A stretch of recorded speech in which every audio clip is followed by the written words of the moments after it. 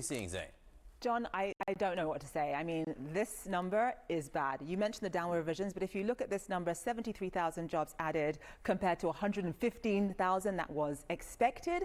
And you have to remember that in order for us not to be in the danger zone in this economy, the economy should be chugging along at least 100,000 jobs every month. The fact that this is below that is significant. You have to go back to October last year to find a worse number.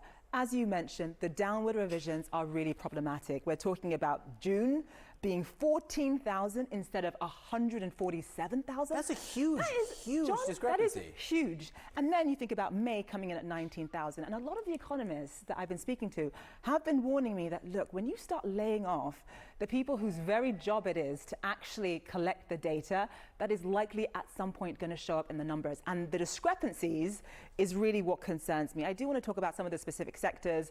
I'll start with some of the positive numbers that we got. As we've spoken about time and time again, a lot of the jobs growth has been driven by healthcare, right? This is a care economy. You have an aging population.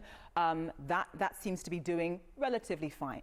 Part of the problem, and what I find really problematic, and I'm waiting for Trump to post on Truth Social about these numbers, and wondering what he's going to say about Jerome Powell and the Fed needing to cut rates. But when you think about manufacturing is the one sector that the Trump administration has said that they want to help. That this whole sort of tariff game is about helping that sector. That sector is losing jobs by the minute. When you think about the fact that factories are not able to import raw materials, that you have factories in this country that are sitting idle, that factories are laying people off, and you have at least 11,000 jobs being lost in manufacturing, that's a problem.